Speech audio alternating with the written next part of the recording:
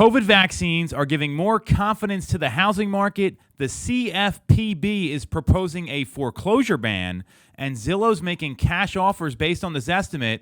Sarah and I talk about it all next on Toole Time.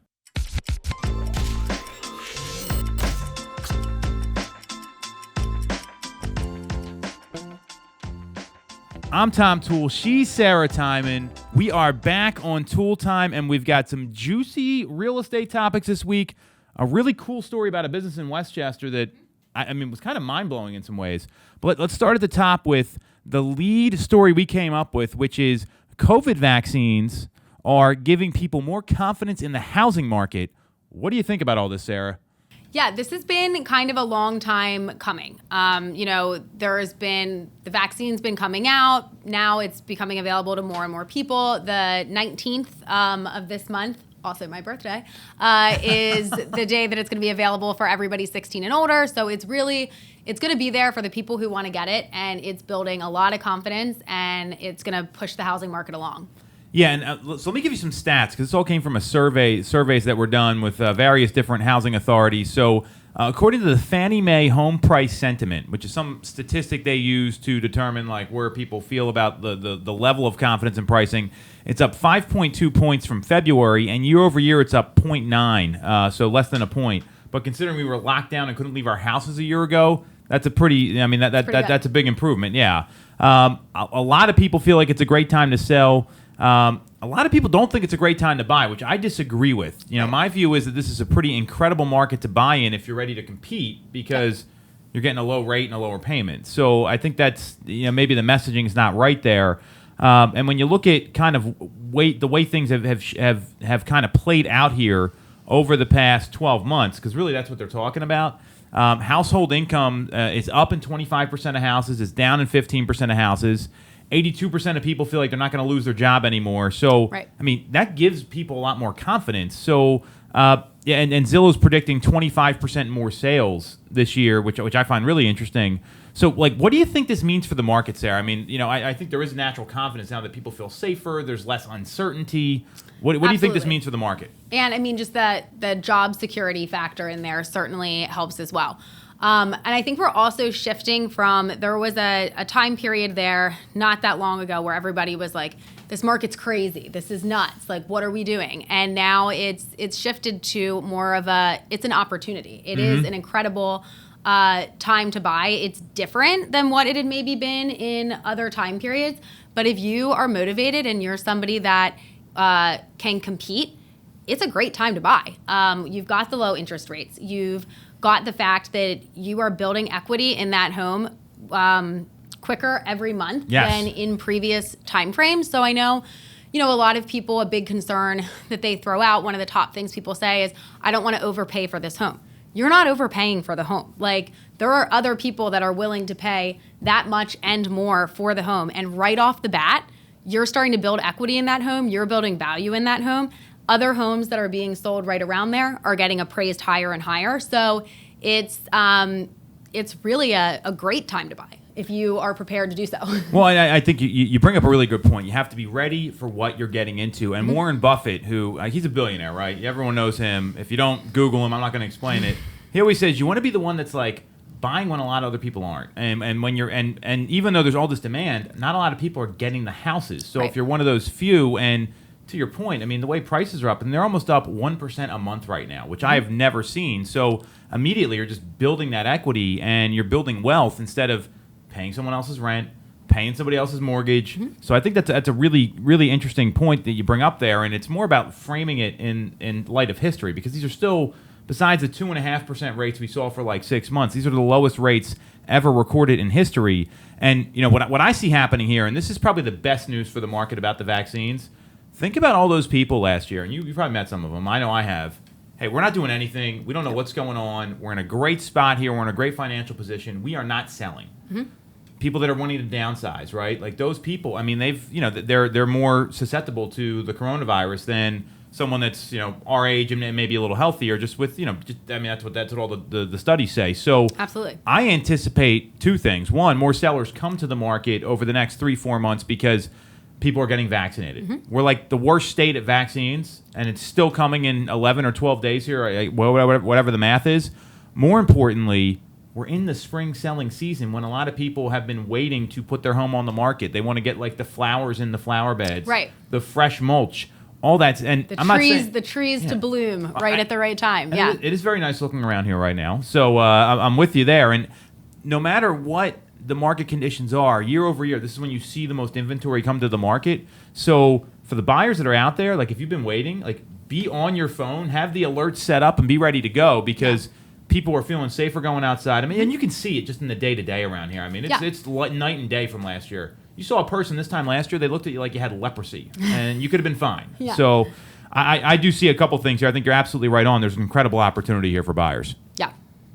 And hopefully more sellers show up. That's what we all need, right? That's what we need. So very exciting news there. I think this is some of the best news we're seeing, and I think there's more optimism than ever about the housing market. So let's talk about this CFPB story. And this, to me, is a little crazy, right? So the CFPB, the Consumer Financial Protection Bureau, they are proposing a foreclosure ban until 2022. What do you think about all this?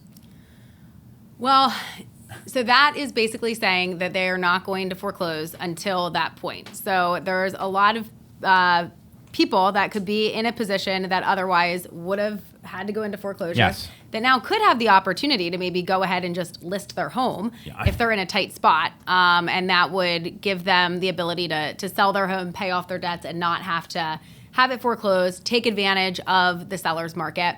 But I believe a point that you had brought up while we were kind of discussing this was legally. I mean, are they able to do that? I don't know. Well, so that's funny you mention that. And I mean, obviously we have a show prep meeting and we go through these things. And I do agree with you. If you look at like how foreclosure works, so typically once you're 120 days delinquent, then you go into foreclosure. 2.1 million of the people in forbearance right now, they're past 90 days on not paying their loans. So I've seen some, like knowing what we know in the market, some people we've talked to, they go into forbearance. We've seen their homes come onto the market. So those are the smart ones. I mean, I think that is a really smart financial decision. Like if you're living beyond your means, you're spending a payment that you can't afford, cash out and get the money out of the house. I mean, it's like this is, you don't want to hold on to an asset and then have your credit get screwed up and all these negative things that can impact you through foreclosure, deficiency judgments, right? And there was two people that had come out. So one is the former CEO of the Mortgage Bankers Association, Dave Stevens, and he came out and said, "Hey, is this violating pre-existing agreements, right? So is this violating contracts? Because when you buy a home, right, you sign, hey, I promise to pay, right? Your promissory note. I'm not left-handed, but that's the you sign the promissory note. I promise to pay. Well, now does that foreclosure?" Just stop at this point. Say, okay, well, we're gonna. I mean, like, what's gonna happen here? I don't know if they have the legal ability to do that. And then from Realty Track, the executive vice president Rick Shangra, he said that you're absolutely disrupting contract law here. So there's going to be a lawsuit that happens here. Right. Someone's going to sue, and then we're really going to find out. I think the CFPB is going to do this anyway if this Regulation X amendment gets passed, but I just don't know if it's legal. Right. I think there's going to be pushback. So how do you think the lawsuit plays out? I think it will take a long time. Great observation. I love that.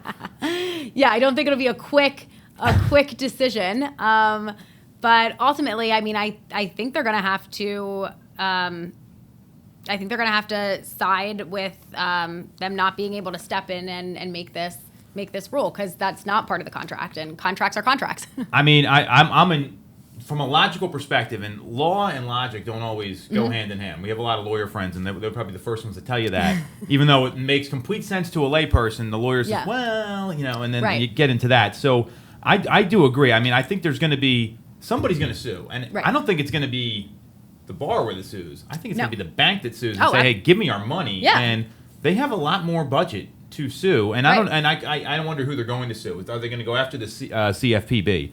Because going after the borrower, I mean, these people already can't pay their bills as it is. Yeah, they're already in a tight spot. Yeah, it's definitely not going to be the borrower that sues. It would be, Well, good point. But the advice for anyone that's in this, I mean, my view, people want our opinion, they want our advice, they come to us as experts.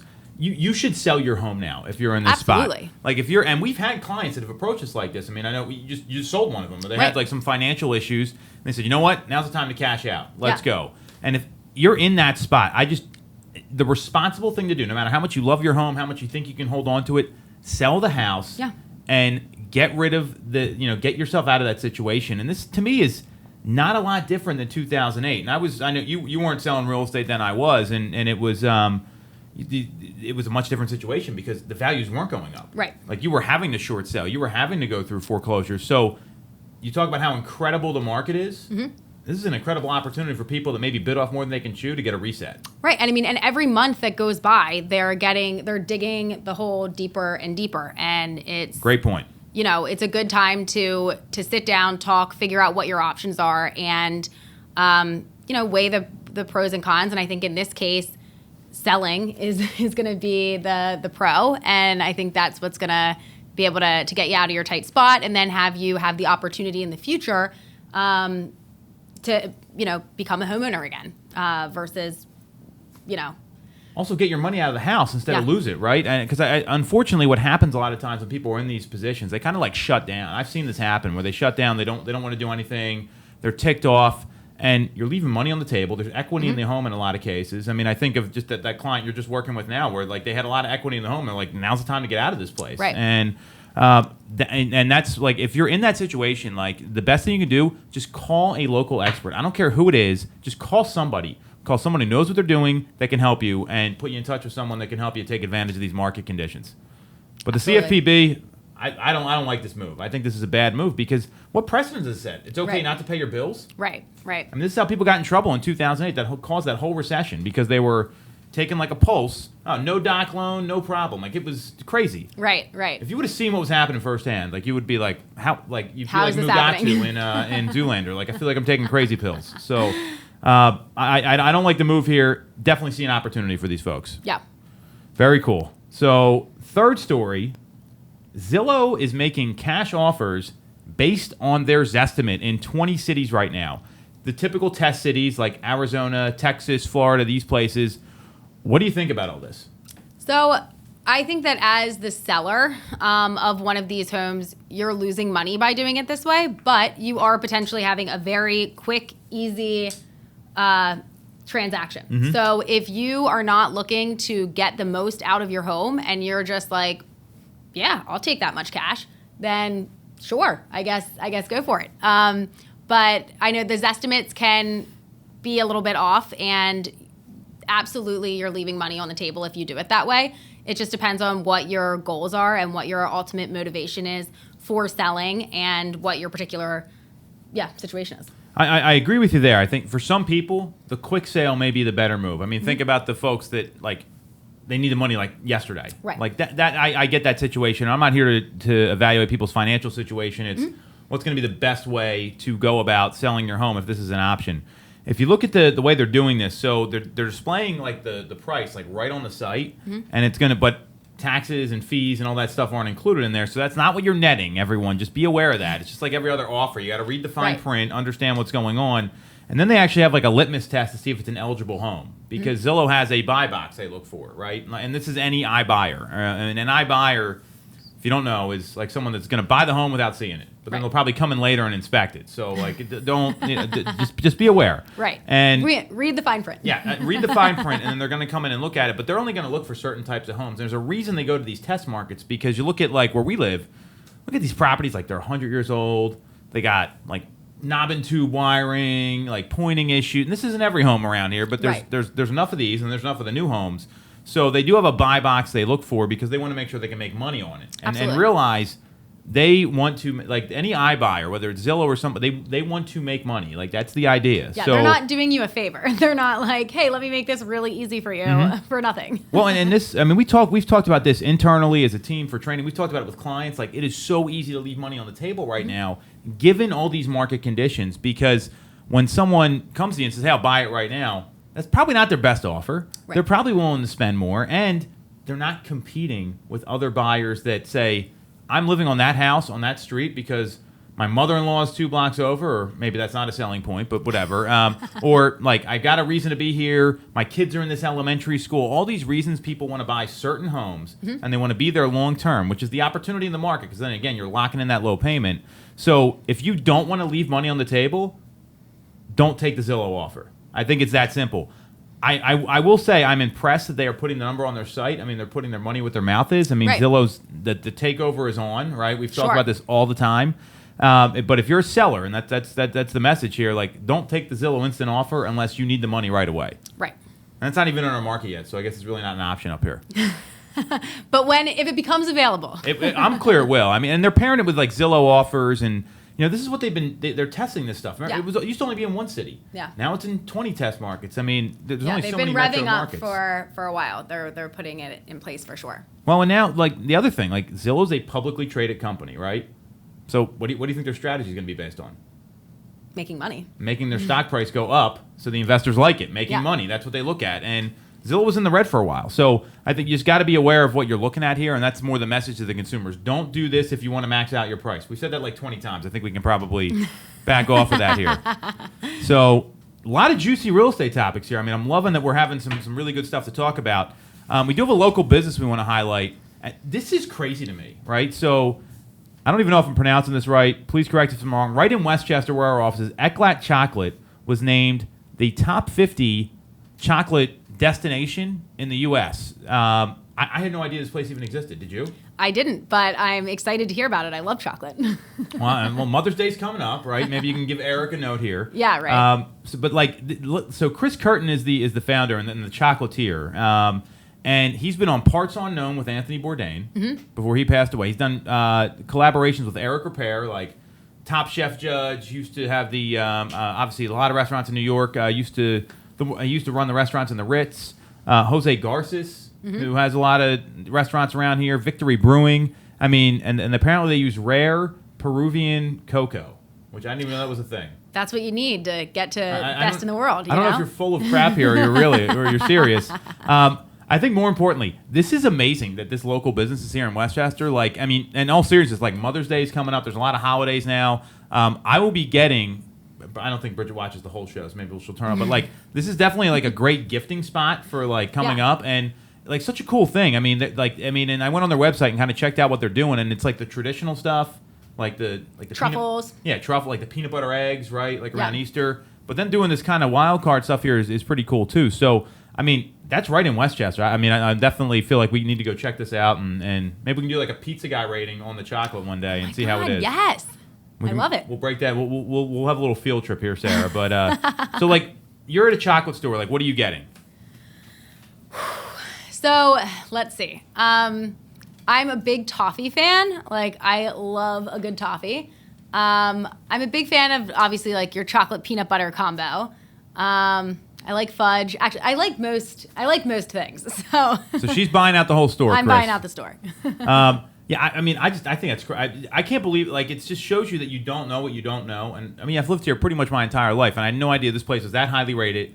I also am not a big sweets fan, so maybe that's part of it. Like, if it was a smoothie place, I'd be like, oh, these smoothies are great. But that's pretty cool. I think this is pretty wild. So they're at 24 South High Street in Westchester. Their website, we'll put it up on the show here. It's eclatchocolate.com. I don't even know if I'm saying this right. It's ECLAT chocolate.com. We'll tag them on Instagram when we post the story. But congratulations. I mean, that's a big deal. Top 50. I mean, that's that's you gotta amazing. be doing something right. So, Absolutely.